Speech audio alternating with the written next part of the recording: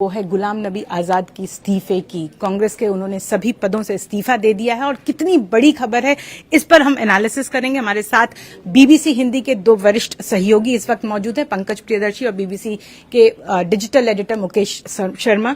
सबसे पहले जो उन्होंने चिट्ठी लिखी है वो अपने आप में काफी मार्मिक है, दिल से लिखी है। 5 दशक की जो उनकी कांग्रेस के साथ यात्रा है उसके बारे में विस्तार से लिखा है और साथ ही साथ 2019 के बाद पार्टी के अंदर जो कुछ हो रहा है उसके लिए उन्होंने लीडरशिप पर भी बहुत सारे सवाल खड़े किए। तो सबसे पहले चिट्ठी पर जाती हूं। पंकज जी, आपसे जानना चाहती हूं क्या कुछ लिखा है। देखिए, चिट्ठी तो 5 पन्ने की है, तो लेकिन चिट्ठी का अगर फोकस कहें या केंद्र कहें तो उन्होंने कांग्रेस नेतृत्व पर, खासकर राहुल गांधी पर जिस तरह सवाल उठाए हैं वो किसी भी विपक्षी पार्टी के लिए एक बहुत बड़ा हथियार साबित हो सकता है, क्योंकि बारीकी से एक एक करके राहुल गांधी जब से कांग्रेस पार्टी में आए, राजनीति में उनकी एंट्री हुई, 2013 में उनको उपाध्यक्ष बनाया गया, 2014 के चुनाव में क्या हुआ, यहां तक कि उन्होंने गिनाया है कि 2014 से 2022 के बीच में कांग्रेस ने जितने चुनाव लड़ी, चाहे वो लोकसभा का चुनाव हो या विधानसभा का चुनाव हो, वो उसमें कितनी बार कांग्रेस पार्टी हारी, क्यों हारी, ये सारे कुछ उन्होंने विस्तार से बताया।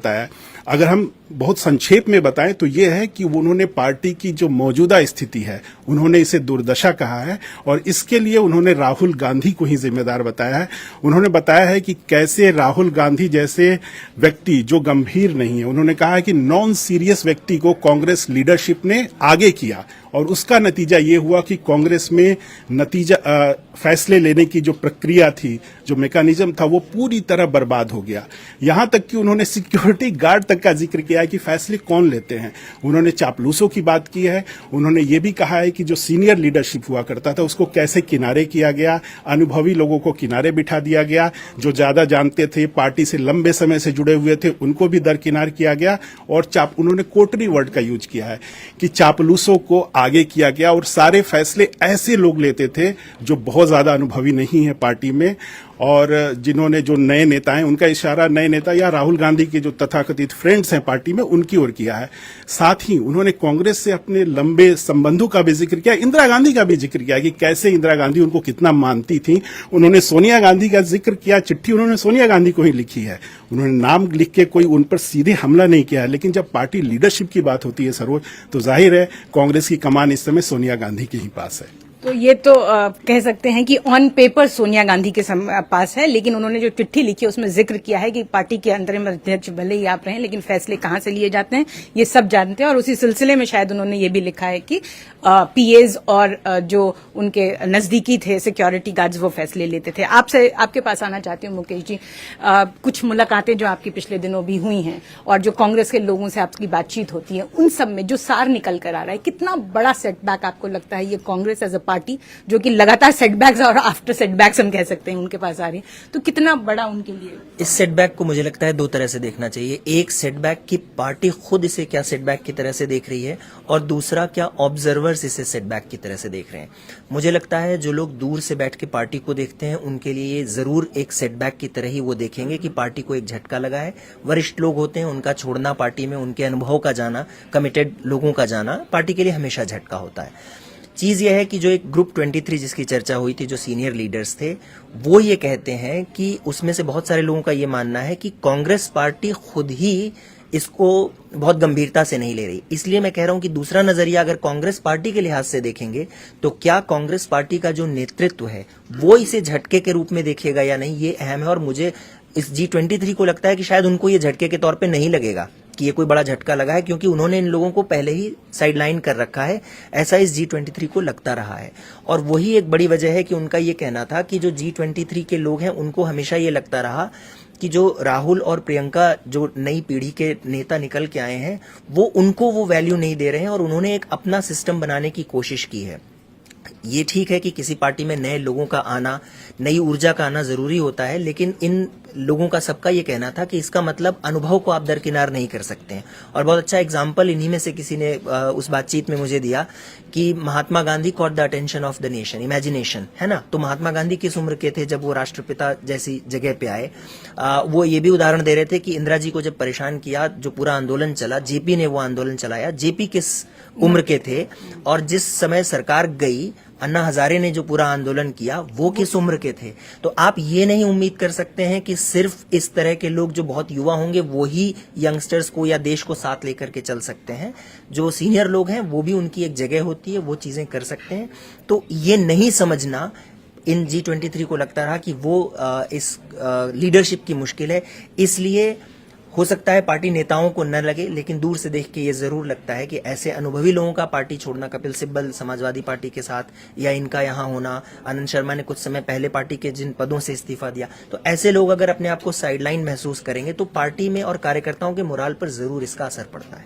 तो अनुभव और जोश दोनों का तालमेल सही से नहीं एक बात और जोड़ने की बात है कि वरिष्ठ नेता सब कुछ, लेकिन अगर आप कांग्रेस का इतिहास देखें तो गांधी परिवार से इतर कांग्रेस क्या सोच पाई है, क्या निकल पाई है? जब भी ऐसा हुआ है, आपने सीताराम केसरी का हश्र क्या हुआ आपने देखा था। कांग्रेस पार्टी की सबसे बड़ी मुश्किल जो जानकारों को भी लगता है और हम लोग अपने अनुभव से कह सकते हैं कि वो गांधी परिवार से इतर कभी सोच ही नहीं पाई, और जब जब भी सोची कांग्रेस में विभाजन हुआ, नारायण दत्त तिवारी बीच में अलग हुए, अर्जुन सिंह अलग हुए, अभी भी सोच रहे हैं गहलोत के नाम पे बहुत सारी मीडिया ऐसी खबर आ रही है। दिक्कत यह है कि क्या जो G23 के लोग हैं या एक्सपीरियंस लोग हैं, क्या उनमें इतनी क्षमता है कि वो पार्टी को एकजुट रख पाए? ये भी पार्टी का कार्यकर्ता सोचता है, और घूम फिर के फिर उसकी नजर जो है गांधी परिवार पर जाती है। तो ये दिक्कत कांग्रेस के, लेकिन जो लार्जर सवाल है, जो बड़ा सवाल यही है कि ये समस्या कांग्रेस के संगठन से जुड़ी हुई है और जिस पर सवाल उठता रहा है। अगर आप बीजेपी की तुलना करें तो बीजेपी के पास दसों तर्क है इस चीज को काउंटर करने के लिए, तो लेकिन उनको हाथ में भी एक लेकिन देखिए, क्षेत्रीय पार्टियां ये दावा करें, जैसे बिहार में लालू यादव की पार्टी है, तो बात समझ में आती है कि उनका दायरा सीमित है। लेकिन कांग्रेस जैसी राष्ट्रीय पार्टी जो एक समय पूरे भारत पर उनका नियंत्रण था, कब्जा था एक तरह से, वो इस तरह के क्षेत्रीय छत्रप जो आए भी वो समय समय पर अलग होते गए। तो क्या पार्टी संगठन के तौर पर उस बड़े गांधी परिवार की सोच से निकल पाई है? ये सवाल भी बहुत अहम है। और विपक्ष को, मतलब सत्ता पक्ष को, बीजेपी को, एनडीए को एक जरूर बैठे बिठाए मुद्दा मिल सकता है। टाइमिंग पर अब आना चाहूंगी। 2 दिन पहले ही एक चिट्ठी आई थी एआईसीसी की तरफ से कि विदेश यात्रा पे हैं, मेडिकल ट्रीटमेंट में हैं, और सोनिया गांधी वहां जाके अपनी मां से भी मिलने का प्रोग्राम है, और 4 तारीख को राहुल गांधी वापस आने की बात की जा रही है। जब संगठन के अंतरिम अध्यक्ष ना हो, दोनों राहुल गांधी और प्रियंका गांधी सोनिया गांधी के साथ हो, उस वक्त में इस तरह का इस्तीफा देना, क्या आपको लगता है टाइमिंग भी सोची समझी है? जब भारत जोड़ो यात्रा की एक शुरुआत हो रही है, बेरोजगारी को इतना बड़ा मुद्दा उठा रहे हैं, विपक्ष में कांग्रेस की स्वीकार्यता को लेकर भी सवाल उठ रहे हैं। टाइमिंग को लेके मेरे ख्याल से जिसका जिक्र आजाद साहब ने अपनी चिट्ठी के अंतिम पैराग्राफ में किया है कि अब आप भारत जोड़ो यात्रा शुरू करने जा रहे हैं, उससे पहले कांग्रेस जोड़ो की जरूरत है।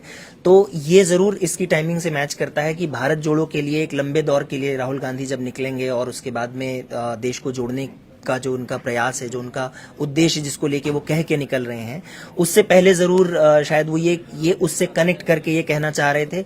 लेकिन टाइमिंग से ज्यादा एक ये निराशा एक सस्टेन्ड दिखाता है कि एक लंबे दौर से जो निराशा चली आ रही थी, और टाइमिंग इस मायने में, इस लिहाज में कि अब जिस नेता के लिए ये कहा जा रहा है कि वो अगले अध्यक्ष हो सकते हैं, और उनके लिए इस चिट्ठी में जिक्र किया जाना कि जिसको आप अपने कंट्रोल में रखने के लिए और अगला अध्यक्ष नियुक्त करना चाहते हैं, तो सारे जिस तरह की घटनाक्रम बढ़ रहे थे, मुझे लगता है, और जो आने की संभावना इन नेताओं को दिख रही थी, उसमें गुलाम नबी आजाद साहब ने जो देखा उसको असेस करते हुए उन्होंने शायद ये टाइम बेहतर समझा कि भारत जोड़ो यात्रा शुरू होगी। कांग्रेस अध्यक्ष का जो अगला निर्वाचन की जगह, वो तो इसको अनाउंसमेंट या घोषणा के तौर पे ही देख रहे हैं कि इलेक्शन, हाँ, सिलेक्शन के तौर पे है इलेक्शन ये, तो उसको मद्देनजर रखते हुए शायद उन्होंने ये समय बेहतर समझा।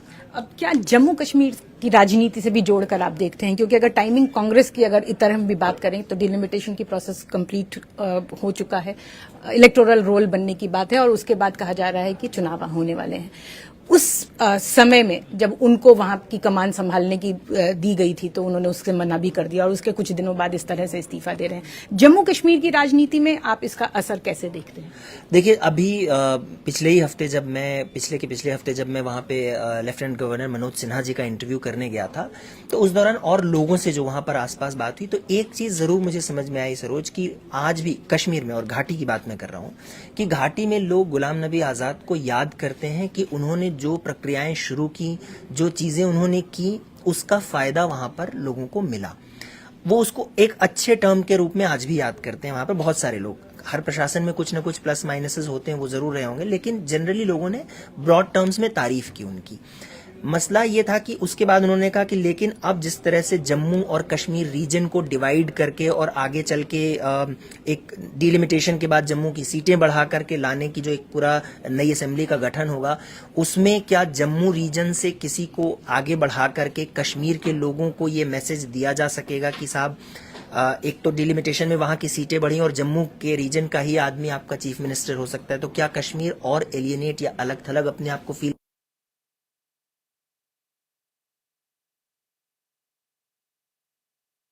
खासतौर पे अगर कांग्रेस के लिए आप कहिए, तो मुझे नहीं लगता कि गुलाम नबी आजाद के अलावा कोई चेहरा भी ऐसा है जिसके बारे में लोग वहां बात करते हैं कांग्रेस को लेकर के।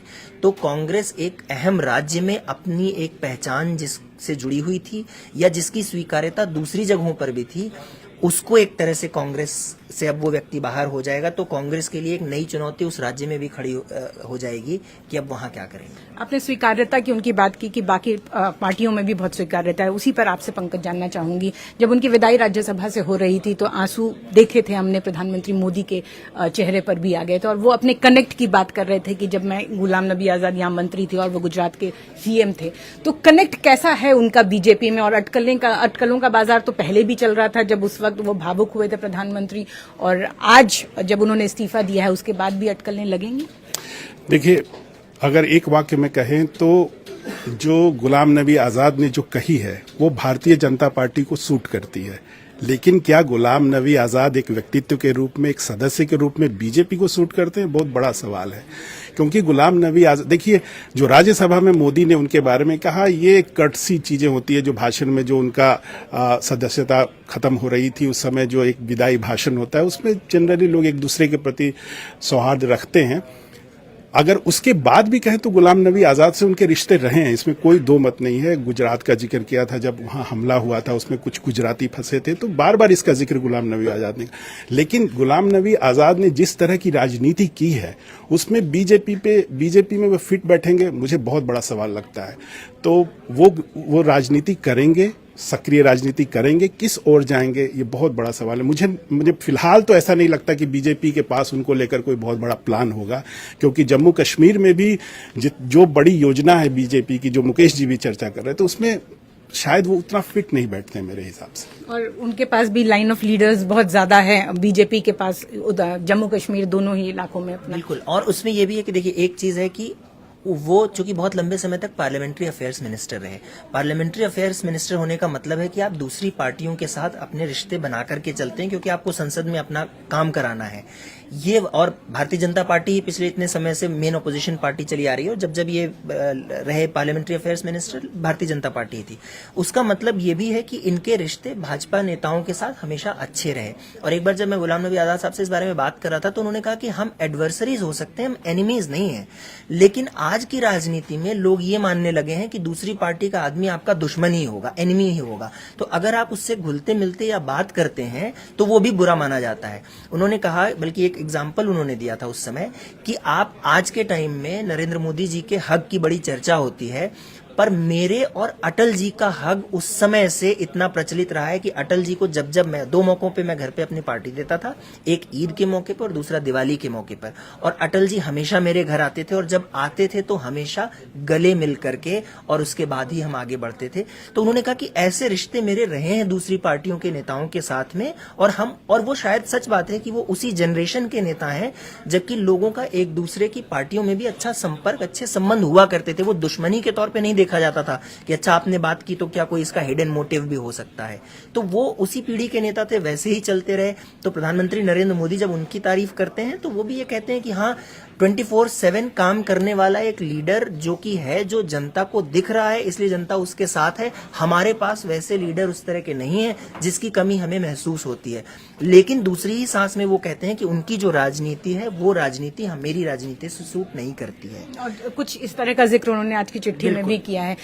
5 जनरेशन से वो कांग्रेस के साथ थे और 5 बड़े नेताओं, गांधी फैमिली की अगर बात करेंगे, नेहरू से भी उन्होंने जिक्र किया और किस तरह से इंदिरा गांधी, फिर सोनिया गांधी, राजीव गांधी और राहुल गांधी, तमाम इन सब गांधियों के साथ उन्होंने काम भी किया।